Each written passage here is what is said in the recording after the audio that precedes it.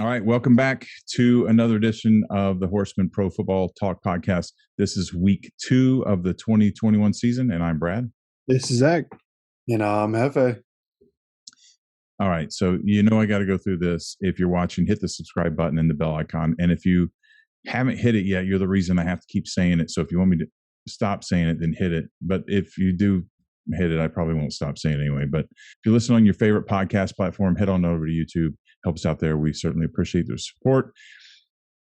And as always, please share your favorite episodes with your friends and your grandma and help us get the word out. So, all right, guys. What a weird week, huh? Very. Yeah, it was pretty rough for me. I didn't do well in the Pick'em League. I didn't do well in fantasy. And the Colts lost. So yeah. Yeah. Hefe said to me yesterday out at the we were standing outside at the bar watching the game, and he said, I don't remember exactly what you said, Hefe, but it was something like, this is why you're a fool if you bet on week 1 games. Yeah, that's pretty much it. Like you have no idea what's going to happen. Most of the teams that we thought were going to win lost, and it was one of the weirder weeks of football I've seen in a long time. Yeah, it really was. I just kept shaking my head all day. I just ran out of things to say. And anybody that knows me knows that I don't run out of things to say very often. So, so before we get started, let's give a shout out to our week 1 Pigskin Pick'em. I can't say leader because we've got one more game. I don't know who's everyone chose, but I can't say winner. I need to say leader because we have one more game tonight. We're recording on Monday afternoon. We still have Monday Night Football, but he goes by his moniker on the Pigskin Pick'em is Indy Sports Shaman. His name is James Klaus of Indianapolis, and he so far has picked 10 out of 15 games correctly.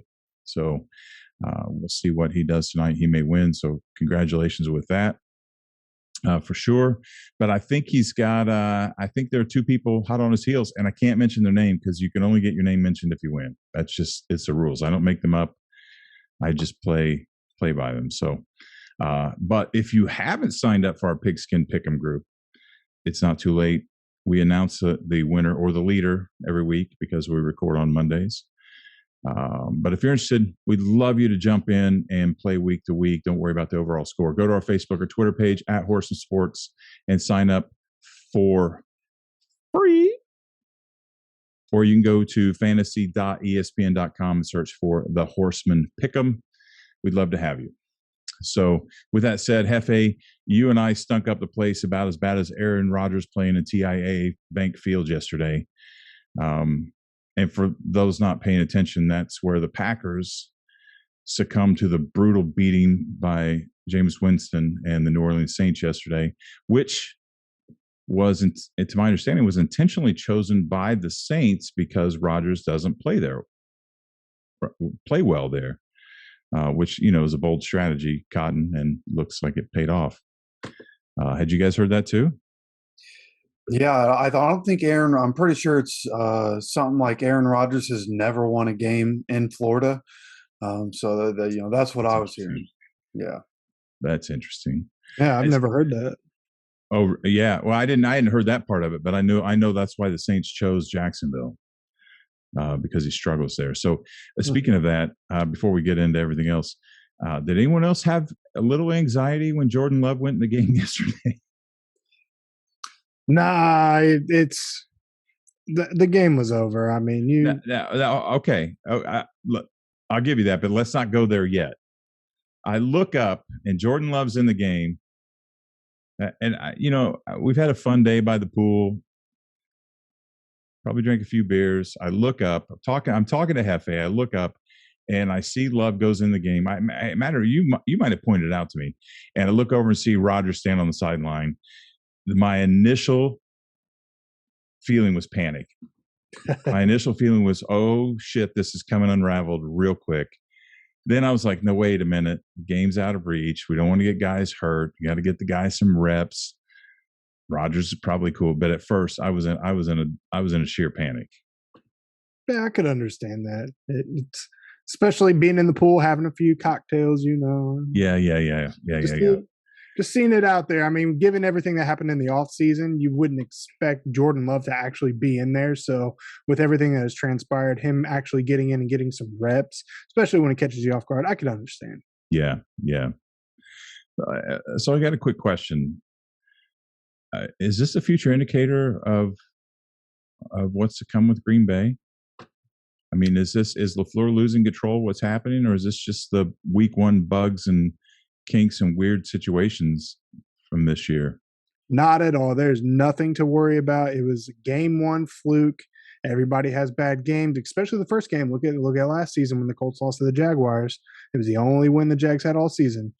So it's a week one fluke. The Packers will be back. I think the Saints beat the Buccaneers 38-3 last year, and the Buccaneers went on to win the Super Bowl. So, okay. I think what you could really take away from that game is the fact that the Saints came out and showed that their defense, at least early on, looks like it could be Super Bowl caliber. So, as long as Jameis Winston isn't turning the ball over, which he didn't do, they could be a real contender. Yeah, and I guess Rodgers said just a soundbite of Rodgers was just that basically there's no panic, that they're confident, they know what they didn't do, and they're going to. But he's a consummate professional. You're going to expect that out of his mouth. I'm just not sure that LaFleur is the guy in Green Bay, and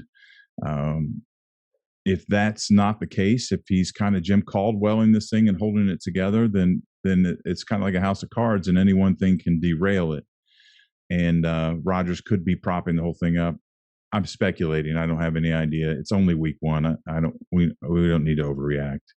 But I was just curious. So let's recap. I'm going to recap week one. Are you ready for this? The Dolphins, not the Bills, are in sole possession of first in the AFC East. The Eagles are in sole possession of first place in the NFC East. No one is leading the NFC North. That's right. There's a four-way tie for last place in the NFC North. All four teams are winless. Wow. And the team that all of us and the great majority of NFL experts all over the country have chosen to probably be the absolute worst team in the league this year, the Houston Texans, are all alone by themselves at the top of the AFC South. Crazy week one. I don't know what else to say. I mean, geez. I just had to go through all that because as I kept thinking about it, I was like, oh my gosh. So crazy week. So, all right, we have condensed our format this year. Each week we are going to review the upcoming games. And while doing so, we'll discuss the games from the previous week, how the teams played and how it factors in the next week. As always, we will be sure to lay it all on the line, lay it out there, share our picks for the week. So there's no way to backpedal on that. I mean, I'm pretty good at it. So, but we're going to tell you what we think, and we're here for criticism later. So let's go. You guys ready? Yep. Let's get into it. All right. Thursday night's game. The Giants, the Washington football team. Now we've got an NFC East division game almost coming right out of the gate. I know the Giants are missing some key offensive pieces, and it's only week one, and the Giants are still in a building phase, but they have to do better. Jones has taken a lot of heat after Sunday's performance, and I said last week that he needs to step up this year, and you both agree with that. It's only week one. The shortened preseason, the starters don't play as much as they did, blah, blah, blah, blah. But he has to do better. They have to do better. But more importantly, it may not be Jones as much as it is Jason Garrett. I'm just saying. But it's early. Let's move on.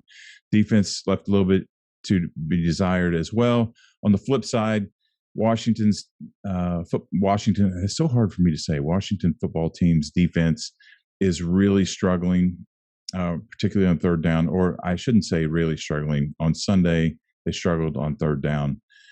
But I'm going to give Justin Herbert that credit. So I won't take away from their defense very much, which, to be fair, I'm going to do the same with Teddy Bridgewater against the Giants yesterday. So The Giants offense isn't the Chargers offense, but Fitzpatrick is out. The options are mediocre at best. Quarterback position. This game just gets uglier, uglier by the moment as I keep going on. But I know I have to pick someone. So after only 1 week, we're back to just flipping coins in the NFC East. But I'm going with the home team. I'm picking Washington. But I might change the pick by the weekend because I have absolutely no idea who's going to win this game. Yeah, I was going to say it's your classic NFC East toss-up trash game, essentially. The Giants kind of floundered last week. I was pretty disappointed in their performance. Washington had a tight game against the Chargers, like you said. In regards to them playing each other on Thursday, yeah, I'm going to go with Washington. Just because I think the defense will bounce back. They'll have a pretty good game. They still have one of the best defenses out there, and Chase Young could be fighting for a Defensive Player of the Year award. I think the Giants are capable of winning, but I do like the Washington defense a lot better than I like the New York Giants defense with Washington with a dub here at home. Yeah, I like Daniel Jones a lot. I've talked a lot about like Daniel Jones in the past, and outside of obviously not being able to put the ball in the end zone and keep drives alive, statistically he didn't have a terrible day, but he continues to fumble the ball, and he lost one yesterday, which you just can't do that in the NFL. You can't give possessions to the other team. And Taylor Heineke in limited action, hasn't looked terrible, especially in the playoff game against the Bucs. He looked pretty good, but he's going to have to be better this week, and I think they will at home. It's unfortunate that Fitzpatrick isn't going to be there, but I do still think that the Washington football team has the capability of having the best defense in the league, and I expect the Giants defense to be better as we go on through the year. I expect him to be better than what we saw against Denver. But here I'm going to have to go with the home team. It's really what it comes down was I didn't know who to take in this game, and going to give it to the home team. So I'm picking the Washington football team as well. Yeah, it seems like we're all just on the same page there, just flipping a coin and taking the home team just for that reason. So, all right, we're all three taking the Washington football team. Next game up, the Bengals at the Bears. Big props to Joe Burrow for putting together a win in overtime against the Vikings, and those Vikings. I'm so over that. The Bengals aren't a powerhouse, but Burrow makes them competitive, and I hope that we get to just continue to see. I think he's getting better. And I like to see it. I'd like to see him go to a better team, or somebody to do something to help that, but we got a lot of time to talk about that. I keep hearing claims about the Bears defense, or up to yesterday anyway. With that said, they were playing Matt Stafford, but still, I don't know. Bears are mediocre. They don't have Joe Burrow. I'm picking the Bengals. Yeah, this game was kind of a toss-up for me. The Bengals were kind of impressive Sunday. Jamar Chase actually showed up and caught the ball. Those white stripes that aren't on the football like they are in college didn't really matter from what it appears. He had 5 receptions, 101 yards, and a touchdown. Joe Mixon had a solid game, 29 carries, 127 yards, and a touchdown. Joe Burrow looked impressive. On the Bears side, they looked all right, especially in the first half. But I think this Rams team is just absolutely amazing offensively, defensively, especially having Matt Stafford there, which we'll get into that later. But so I think the Bears actually competed quite well. Like I said, in the first half, I really want to go with the Bengals, but I think I'm going to have to go with Chicago here at home. I was thinking about going with Chicago in this game, but I think, with the performance that Andy Dalton had and not really getting anything going, especially in the second half, not being able to score points, even against, what could be one of the better defenses in the league. I think there's going to be, that distraction and that conversation all week of, is Andy Dalton going to be the starter? Or are they going to finally just hand the reins to Justin Field, and we're only in week 2, and so as that chatter continues to get louder, I think it's gonna become a distraction. I mean, they're in Chicago, it's gonna become a distraction for the team. And Matt Nagy, I just have no faith in what he's able to do as a head coach.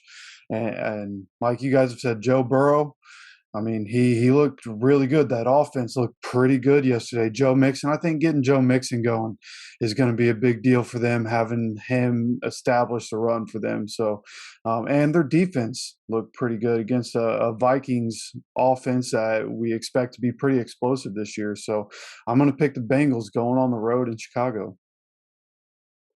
All right, Zach, did you take the Bears or the Bengals? I can't. Yeah, I'm going to go with the Bears. The Bears. I thought you said the Bears. I just want to make sure. So Zach's taking the Bears, and Not Bears. The Bears, and Hefe and I are taking Joe Burrow, right? Over. Yep. All right. Let me ask this: over under 4 games before Justin Fields is starting. Over. Do you think it'll take more than 4 games? Yep. Because I think Matt Nagy was in Kansas City under Andy Reid when Patrick Mahomes was under Alex Smith, and I think he's trying to replicate that kind of experience. Yeah, while shuffling quarterbacks through the carousel. Here, we'll put you under this. I know Fields just got there, but the quarterback controversy, dude, make a decision. That's what kills me. I can't stand the quarterback controversy thing. It's a locker room killer. I can't say it enough. It does. It may win you a game or two on the early front while you're shuffling cards, but on the back end, it destroys your cohesion and will never get you anywhere. The Bears season is over before it begins. Maybe they all know that. Maybe they know they're looking to next year. And if you're looking to next year, then freaking put Fields in. I don't know. I just can't stand this quarterback mess.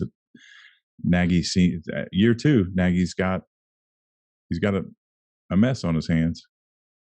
I'm a believer in sitting quarterbacks behind for a year, but if Andy Dalton's going to play the way he played yesterday, I mean, he was 27, 38, 206 yards, 1 interception. His QBR was 35, whereas Justin Fields came in. He was 2 for 2.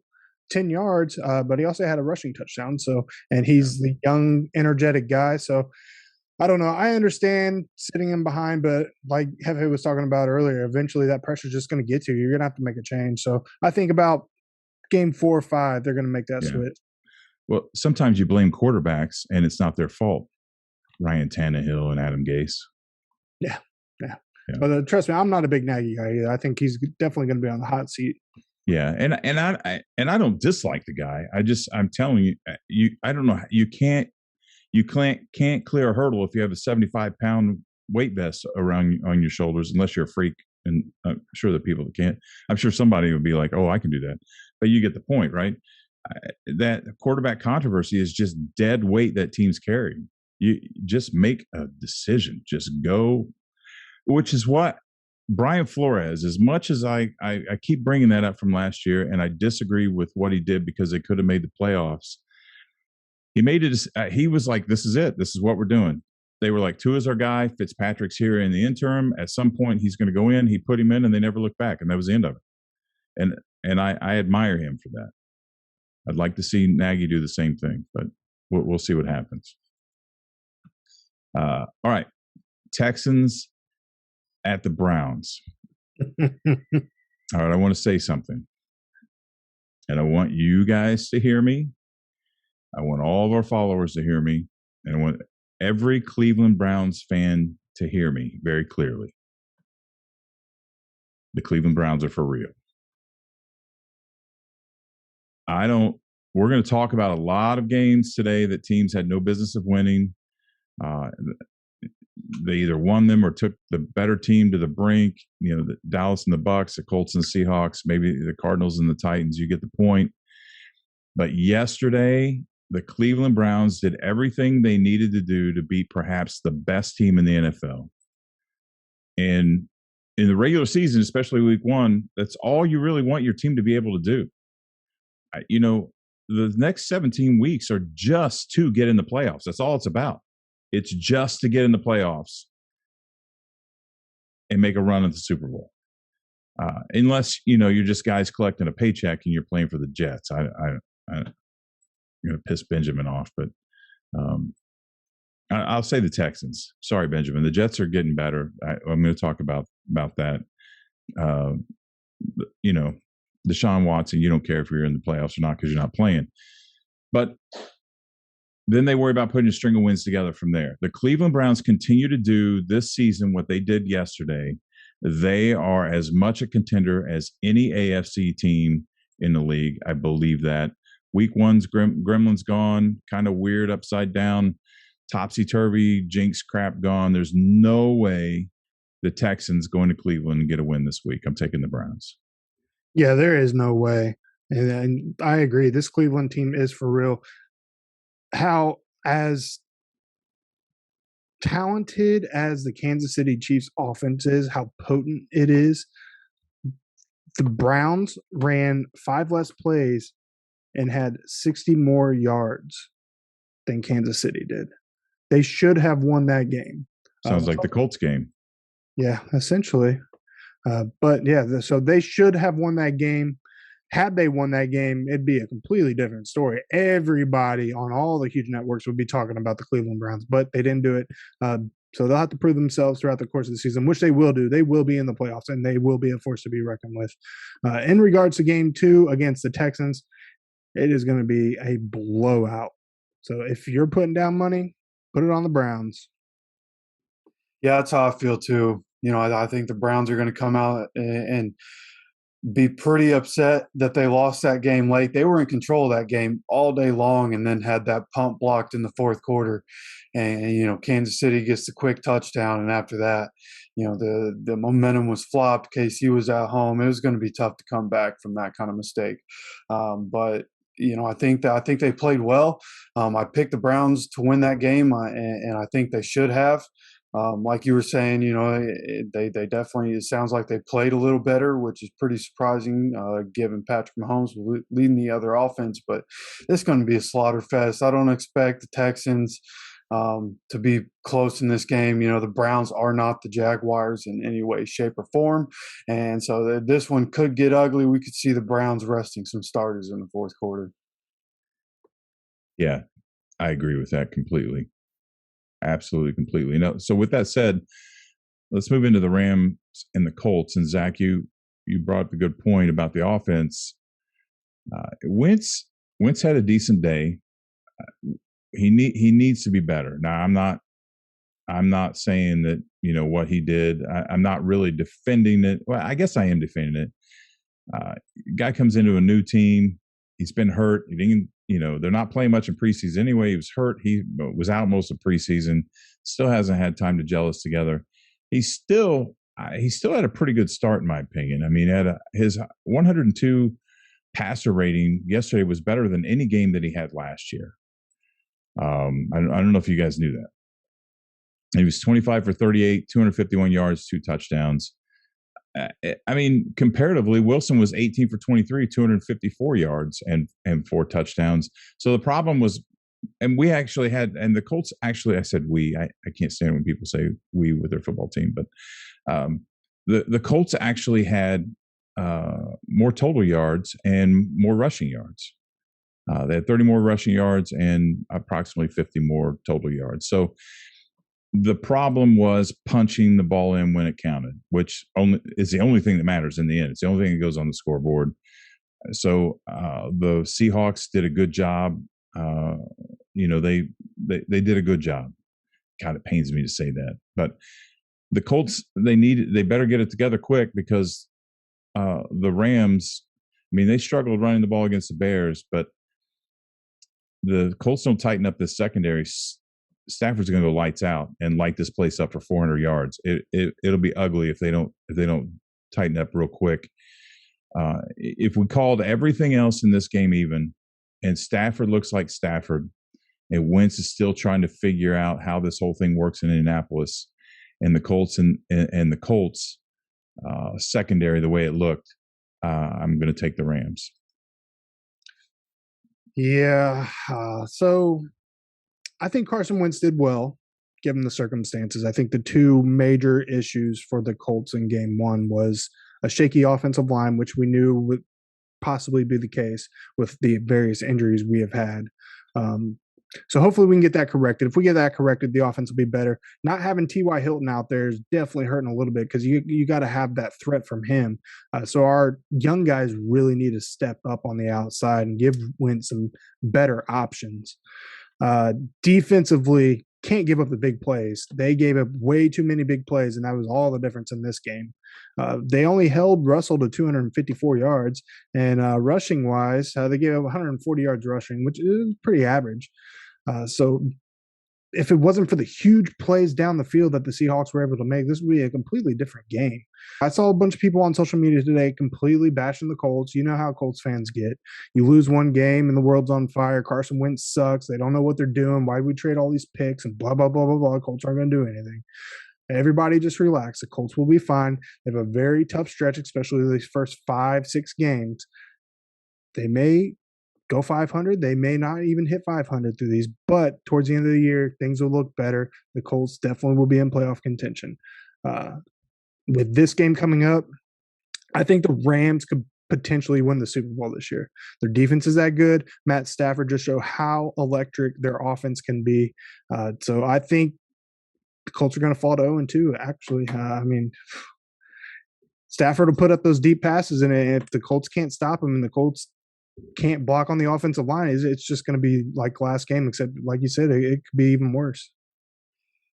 Yeah, unfortunately, I feel a lot like you guys. The week one. I mean, the defense we need Xavier Rhodes. Like nothing can happen to him if he's not there. We're going to get torched. Rocky Sin is in year 3 and looked just as bad in week 1 as he had before. He wasn't getting all the penalties, but because he's not grabbing guys. He should have. He was flexing over players yesterday. They're getting their ass handed to him, and he knocks somebody out of bounds after they got a first down, and he stands over top of him and flexes on him. That's a problem. That is a huge problem. I'm sorry. I didn't mean to interrupt you. Please continue. Yeah, so Rocky Sin, this could very easily be his last year in Indy. TJ Carey, he's a great guy, but not supposed to be the number 2 corner. What happened yesterday when I heard Xavier Rhodes wasn't going to be in the lineup, I thought was kind of inevitable. But what I didn't expect was for the Colts to get bullied the entire game. The offensive line, like you guys were talking about, was just getting bullied all day long, let up 4 sacks. I've talked about Julian Davenport before with you guys and how he's been trash everywhere he's been, and he was getting wrecked all day yesterday. Even Braden Smith. We like Braden Smith a lot. I think he's one of the better right tackles in the league, but he was getting pushed around yesterday. Just wasn't what we were used to seeing with this offensive line.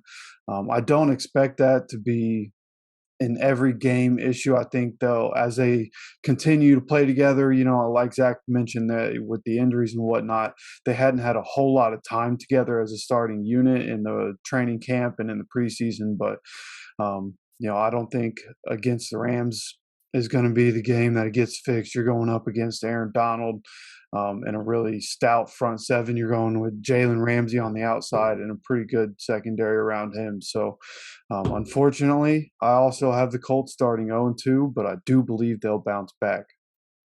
Yeah, I do as well. I really do.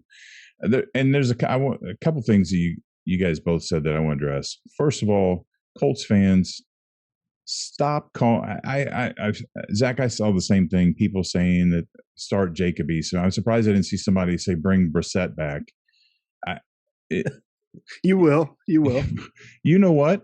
Frank Reich doesn't do quarterback controversies. Yeah. He's going to live or die on Carson Wentz this year, and then he'll figure it out next year. And if Wentz, if he just doesn't cut it, they'll move on or not. I don't know. But I can tell you one thing. Jacob Eason is not going to start the season unless Wentz is hurt. And that's exactly what I was talking about with Nagy and the Bears. Reich he bet all of his chips on this guy. And that's one of the things I love about him. I mean, he puts his faith in his players. Wentz is your quarterback. You don't have to buy a jersey, but quit talking about other quarterbacks. Ride or die. Let's go. I do. What's funny is that It's the same people that last year were bashing Phillip Rivers. Were calling to have Phillip Rivers come Right. back. Right. Like, are you kidding me? Yeah, that's exactly right. That's exactly. Now, the other thing I want to say is last year, Russell Wilson started the season like this too. Remember the first 8 games of the season? Yeah, he was looking like an MVP. He looked like he was going to smash records by the time the season was over, and then he cooled off a little bit. So it appears that he's going to do the same, right? So I don't want to make excuses for the Colts because the Seahawks won. They won in fairly dominant fashion, even though the statistics align. Dude, you put 2 more touchdowns on the board. That's kind of an ass whipping. It's just where it's at. But I think they're in 2 different places right now, and I do have faith that the Colts are going to be a completely different team by at least by game 8, if not way sooner. So I'm not in a panic at all, just like you guys. But I'm not expecting a whole lot on Sunday. No. I think, when Eric Fisher gets back on the offensive line, I think that'll help things out, which apparently he's pretty close. He was a limited participant in practice all week last week. Hopefully we'll see him practicing more this upcoming week. But what I really noticed yesterday was from a play calling standpoint, it seemed like every time they ran the ball, they ran it to the left, which I don't like because then you can't even play action to the right because they're going to assume that you're only running to the left. They're not going to bite on the play action, and it doesn't really work. So I think there needs to be more creativity from Frank Reich and Marcus Brady when they're calling these plays because we have Jonathan Taylor. Like the run game should be way more dominant than it was yesterday. With that said, there was still 150 yards. I can't remember. I mean, we still it was almost 150 yards rushing. So, but I don't know. I don't want to beat it to death. We all know that they're capable of more, and we'll see more. We'll see a lot more, and I believe in Wentz. I really do. And let's not forget he came out of the gate smoking. What was he? 9 for 10. You said he was 9 for 10. The stats on the TV showed 10 for 10. I think you're probably right. It's probably an incorrect stat, but he came out and looked really, really good. They made some adjustments to him, and anyway, they'll be good, but not this week, right? Okay, next game. Bills at the Dolphins. Big game here. All right. Remember what I said last week? The Steelers, man. I don't know why or how, but it just is. I told you that they know that every win counts for them because they're not like the Bills are the Bills are going to click and they're just going to beat the hell out of almost everybody all year long. The Steelers are going to have a winning record, but they're going to fight for every inch. And they came in Sunday looking ready for a dogfight, and they got it done. But again, it's week 1, wacky week 1. Buffalo's still formidable. The week 1 loss may actually knock them back on the heels enough to wake them up and make them even more dangerous. So the Bills are fine, but the Dolphins, all right.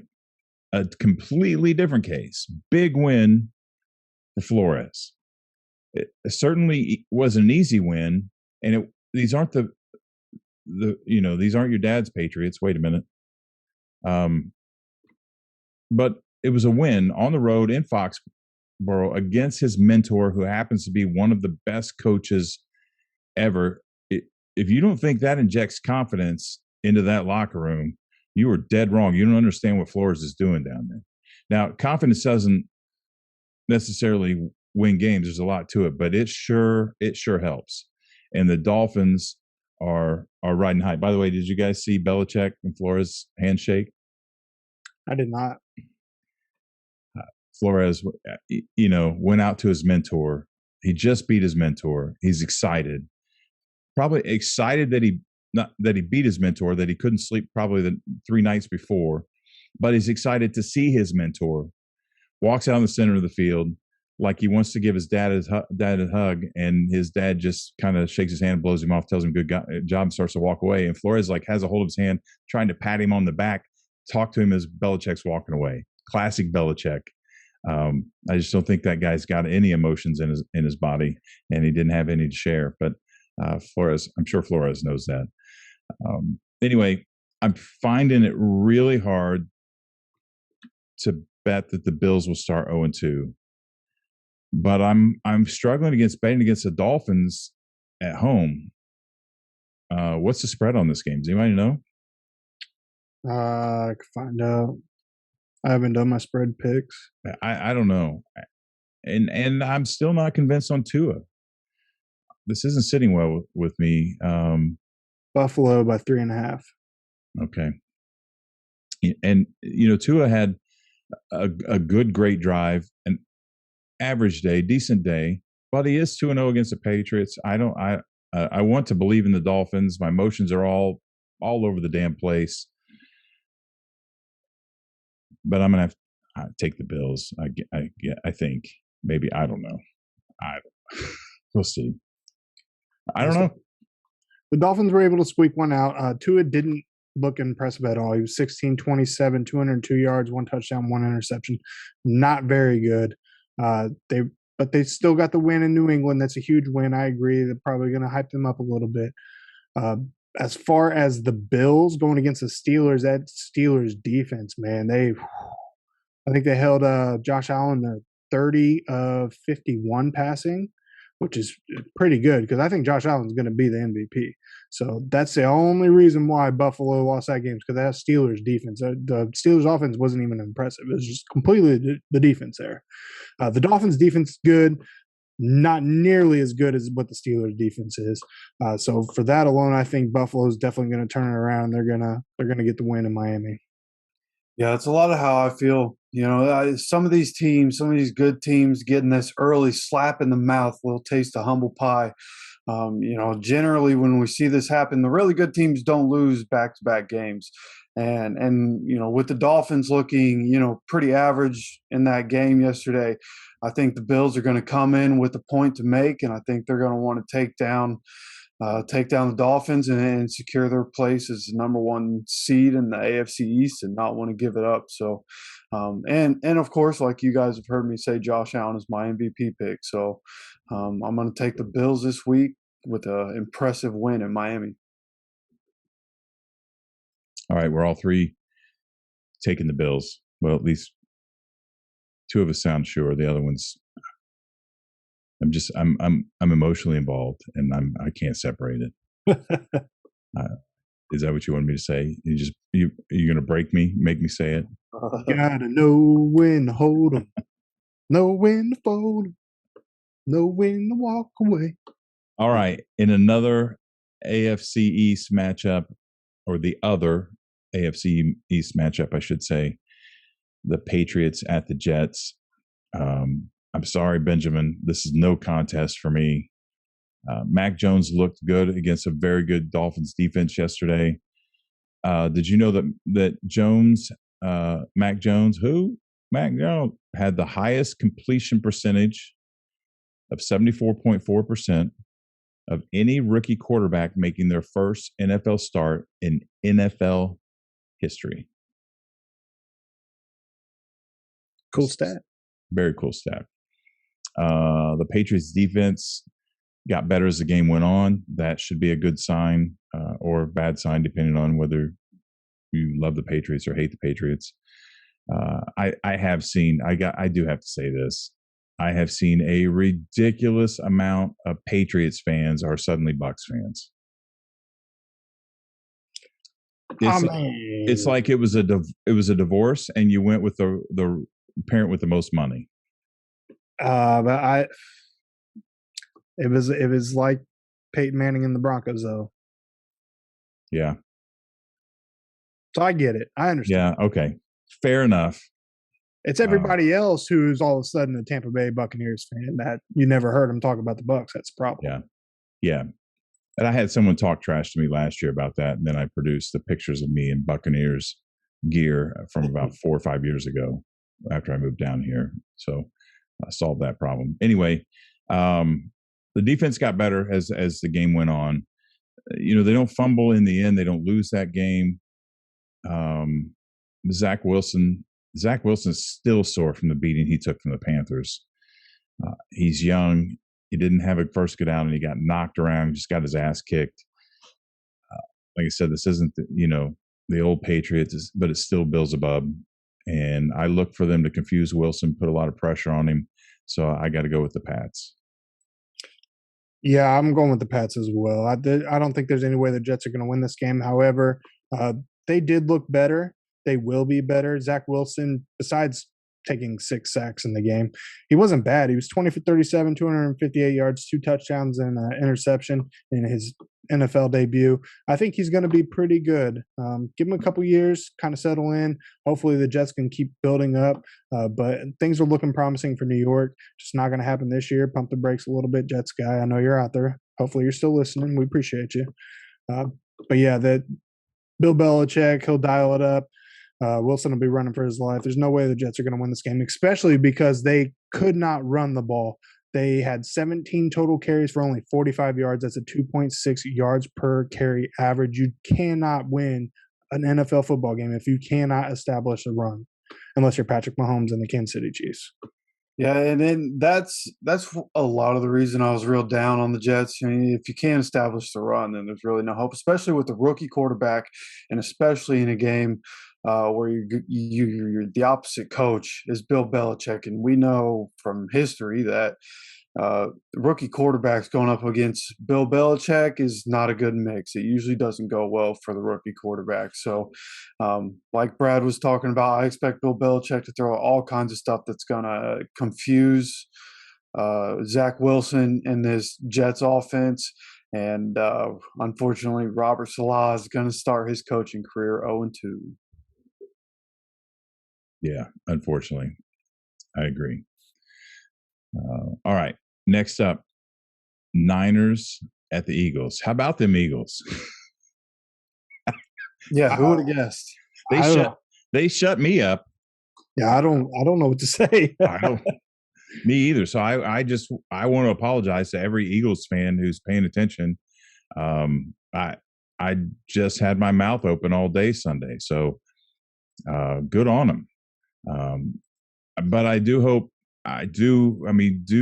enjoy your unexpected victory because I expect the Niners to move to 2-0 and be in sole possession of the first place of the NFC West while we record next week's episode. Yeah. So like I said, I don't know what to say about the Eagles. They completely surprised me. They were playing the Falcons. We'll give them that. I thought the Falcons were going to be better than what they appeared to be Sunday. But the Eagles looked a lot better than I thought they were going to be. Jalen Hurts, 27-35, 264 yards, 3 touchdowns, 0 picks.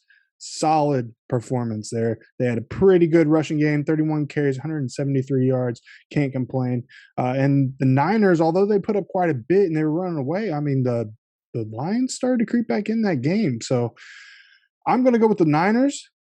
But the way the Eagles played Sunday and them being at home, there might be an upset brewing. I don't think so. I'm sticking with the Niners, but there might be an upset there. Yeah, I don't think this is going to be anywhere near an upset. You know, I don't like that Raheem Mostert's going to be out. You know, he got hurt again. They put him on the IR. And so I want to see, you know, is Trey Sermon going to be good in the NFL? I think so. But it'll be interesting to see how the run game works. Probably going to still be pretty well. I mean, we're talking about Kyle Shanahan. And look, the Eagles played what could end up being one of the worst defenses in NFL history. I mean, that defense is going to be so bad this year.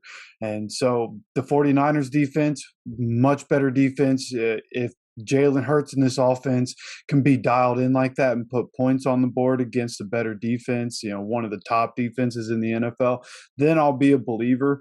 But they really just, it was more like a 6th grader beating up a 2nd grader with the Eagles playing the Falcons. You know, I don't think the Falcons had the juice to hang with them, and I don't think that the Eagles have the juice to hang with the 49ers. I'm taking the win on the road. Yeah, the Niners are only favored by 3.5. Yeah, but that's because they're on the road and it's such a long road trip. I just don't. I don't see it. Yeah, I would put my money on the Niners right there.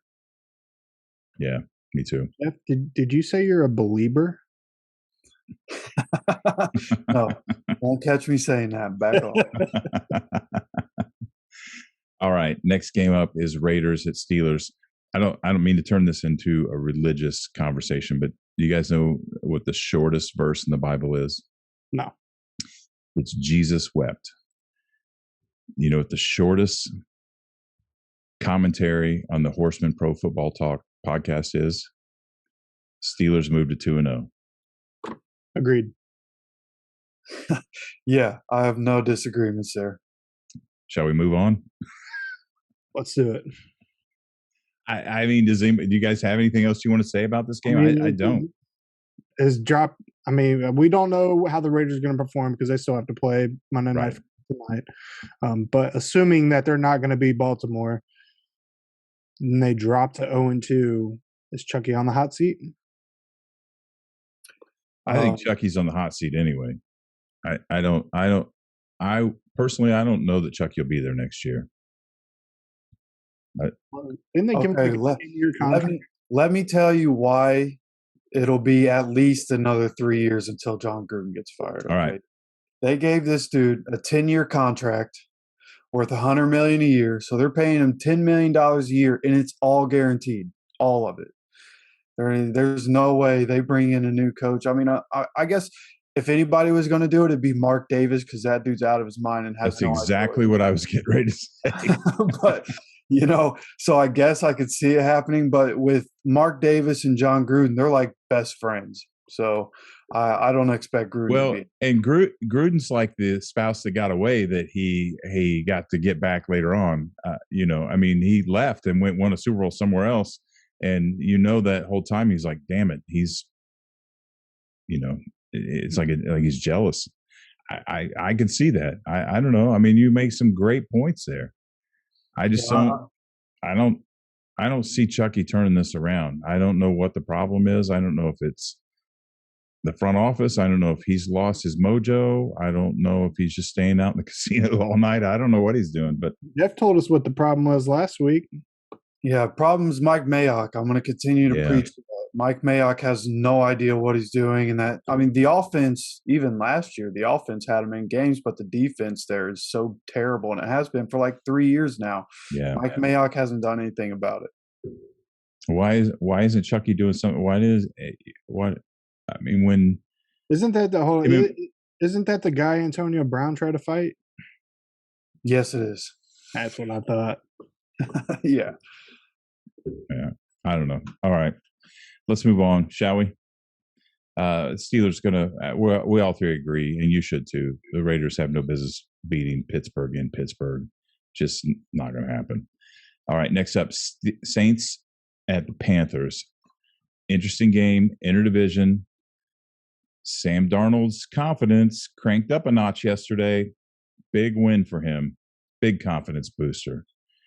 But Winston's confidence skyrocketed out the freaking roof. Maybe too much. Look, and not to knock him, Lord knows I've been critical of this guy in the past. He played a hell of a game yesterday. I so much so I woke up in the middle of the night trying to order a Winston Saints jersey in my sleep on my phone. I mean, I was dreaming about the guy. I mean, he flat balled out. During that game, Hefe was inside, and I kept coming in and saying, Winston scored another touchdown. I'll go back out, come back in. Didn't I? Winston scored another touchdown. Come back out. Winston scored another touchdown. It was crazy. Good for him. I hope he takes it in stride and remains humble and hungry, because what I saw yesterday, it looks like he has a hell of an opportunity to not only prove me wrong, thinking they're going to have to, Breeze is gone, they're going to have to, I mean, dude, he looks like he has control of this organization. And with a coach like Sean Payton, if Winston has his head on straight and he's ready to play with Sean Payton, they're a contender. Right now, they're a contender. And they sure looked like it yesterday. I would love to see him successful with Payton in New Orleans. But one game doesn't illustrate a complete pattern. We still have a lot of football to play. Let's see what he can do against Carolina's defense. In Carolina, But for right now, I'm going to go with what I've been shown, and I'm on the Winston train. I'm picking the Saints. Yeah, we talked about it during the division bait series that Jameis Winston is extremely talented, and his whole problem his entire career was his maturity level and his decision making, which would ultimately lead to turnovers. But like we said, sitting behind Drew Brees and Sean Payton for an entire year, like he did last season, is already showing dividends. The dude was 14 of 20, 148 yards, but 5 touchdowns. That's 36% of his completed passes were for a touchdown. That's absolutely insane. And the Saints defense was good. They just shut down the defending NFL MVP, Aaron Rodgers. Rodgers threw 15, 28, 0 touchdowns, 2 interceptions, 133 yards. The rushing attack didn't exist. 15 carries, 43 yards. Like they just shut down one of the most potent offenses out there. And then you have Jameis Winston snapping like he did. And their rushing game was good. Alvin Kamara had a decent yard. He had 20 carries, 83 yards. They didn't get any rushing touchdowns because Jameis Winston's over there chucking the ball in the end zone every pass. But yeah, the Saints team looked really good. And they might just give the Buccaneers a run for their money. We'll see how that plays out. But in regards to this game, yeah, the Panthers can't keep up with the Saints.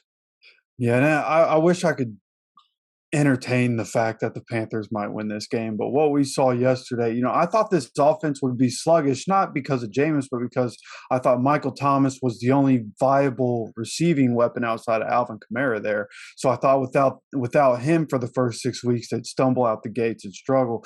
But they looked incredible yesterday. They were the most efficient offense in the NFL in week 1.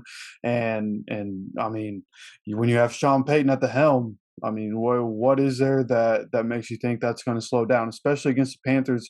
I don't know. The offensive line for the Saints is very good. I do not expect them to let up 6 sacks in a game. That was insane. And like I said, I wish I could say the Panthers could win this game, but the Saints, I mean, they rolled over the Packers. They made that game look so easy, and the Packers are on a different level than the Panthers. So I gotta go with the Saints in this one. Right, we are all 3 in agreement. The Saints are too much for the Panthers this week. Right, next up, Broncos at the Jaguars. Look, Hefe said yesterday, he said, damn, the Jags might actually be 0-17 after all. And we laughed. It was funny. But was it really only a joke? I'm not sold on Urban Meyer. And as a matter of fact, Urban Meyer's it's probably just a matter of time before he's named the next head football coach at USC. That's a solid point. Yeah. I don't. I haven't been behind this experiment from the beginning. I don't think this is going to work out. Anyway, I'm giving this game to Teddy Bridgewater. Let's hope there's more to come from this guy. Good on him. He wasn't dazzling or spectacular, but he was better than that. He was consistent and reliable, which is what he's always been when he's been given the chance. I'm 19 for 22, 177 yards and a touchdown, and 3 fourth-down conversions. And the reason that's huge is not just because he got 3 fourth-down conversions and it could have gone wrong the other way, but Fangio and Shermer believe enough in this guy to put those 3 fourth downs in one game in his hands. That says a lot to me about what he's shown them as leadership and what they're putting on his shoulders. I think he can take it. If he keeps playing like this, then Bridgewater alone is going to give them a couple more wins than I anticipated at the beginning of the year. And it's too early to make me a believer, but I'm on board. I'm going with the Broncos. Yeah, I'm going with the Broncos as well. If you do believe, I believe last week me taking the Broncos over the Giants is what propelled me to have the lead over you two in the Pigskin Pick'em. Just a tad bit of fun little information there for you guys. But Thanks. Yeah, so I like Denver. They are going to miss Jerry Jeudy. He's out like 4 to 6 weeks with an injury. But they also, excuse me, they also have Cortland Sutton, who only had one reception. He'll step up. The Denver offense looked pretty good. Melvin Gordon looked good. He had 11 carries, 101 yards, and a touchdown. That's a 9.2 average per carry, which is really good. So the Broncos, Bridgewater looked all right. He had a pretty solid game. As far as the Jags go, though, I kind of feel bad because I had a little bit higher expectation for really no reason. I shouldn't have had it because they haven't proven anything. But I mean, you're going against the Texans in week 1 and you just get absolutely manhandled and demolished. Yeah, I wouldn't be surprised if the Jags go 0-17. I don't think they will. I think they'll get it turned around a little bit, but they're going to win 2, 3, maybe 4 if they're lucky games. It's not going to happen here with the Broncos. Broncos are going to win this one. Yeah, it seems like Urban Meyer is going to be the modern age NFL version of what Bobby Petrino did when he left college, came to the NFL, went back to college. People, used to down Bobby Petrino for his disloyalty to the programs he was going to. Urban Meyer kind of has the same track record, but in college he was actually winning championships. And his first game in the NFL, he's the coach responsible for losing Trevor Lawrence's first regular season game of his career. So, it didn't look good for the Jags. Obviously, losing to the Texans, who have been the most dysfunctional organization of the entire offseason, and coming out and not only losing, they got their ass whooped. Like, that game was never close. And so for the Jags, it's going to be a long season for them again. I have the Broncos beating them pretty good in this game. All right, we all three agree the Broncos are going to overtake the Jags. All right, next game, the Vikings at the Cardinals. Them Vikings. Finally giving up on them, huh? Never again. I'm so over it. And Kyler Murray, this is my apology show. I'm laying it all out for everybody. Kyler Murray, I know you don't know me, and you probably don't care what I think, but damn, son, that's how you play football. Very, very impressive. 21 for 32, 289 yards,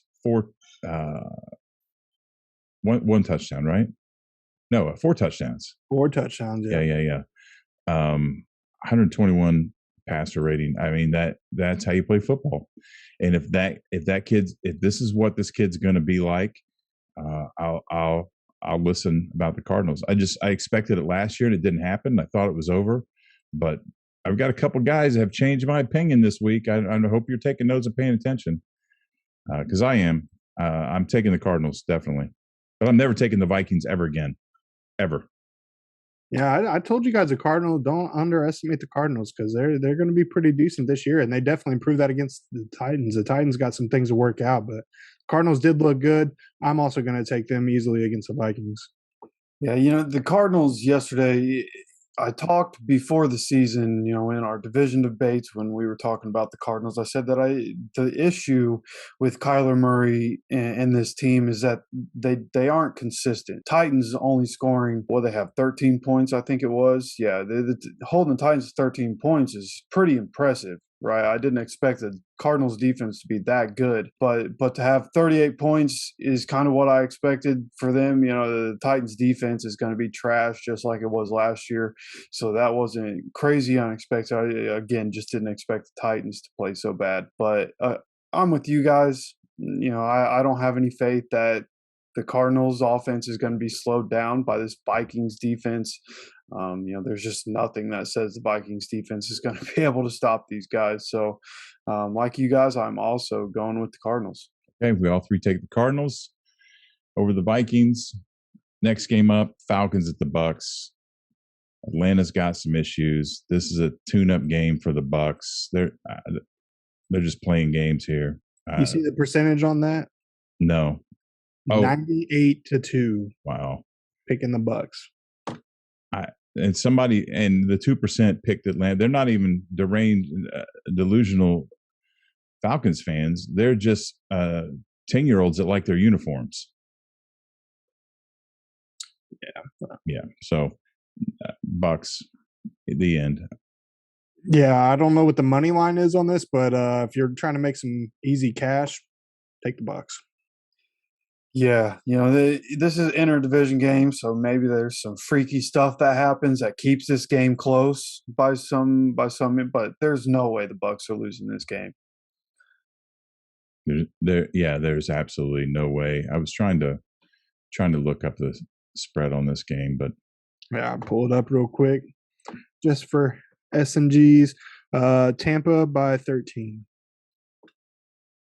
Oh my gosh, that's outrageous. I may have to put some money on that. It'll probably be 4 touchdowns. I mean, I think they're going to scorch them, but anyway. All right, next up, Cowboys at Chargers. I like this game as much as I'd love making fun of the Cowboys fans just because it's easy and it's fun. I have to say, and I had to correct myself last week with a couple Cowboys fans that, the Cowboys have a really good offense. I still don't think. I think their game against the Bucks was still kind of week one-ish. They're not anywhere near the Bucks caliber, in my opinion. But so this week we have 2 really good offenses. I think the Cowboys' offense is a little better. Chargers are at home. I bet against the Chargers last week and lost. I bet against the Cowboys and almost lost. Not really, but they stay competitive enough, to force it down to the wire. And I'll give them the credibility. I'll give them, credit for that. Usually, all things being equal, I go with the home team, but this week I'm going with the Cowboys. I'm going to go with the Cowboys as well. Dak Prescott looked very, very good coming back from injury. They should have gotten the win against the Buccaneers had it not been for that non-offensive pass interference call. That's here nor there. They ended up losing. But Dallas looked better. Their defense looked better. The Chargers, they look pretty decent too. This game's kind of a toss-up. I'm going to roll with Dallas as well. Yeah, I thought long and hard about going with Dallas in this game, but I guess I shouldn't be as down on their defense as I should be because they had a decent game. Tom Brady still threw for a lot of yards, but they seemed better this year than they were last year. And but I just don't think that matters. I think Justin Herbert's going to come in and light them up. I think it's going to be a pretty high scoring game. Both these offenses are pretty potent.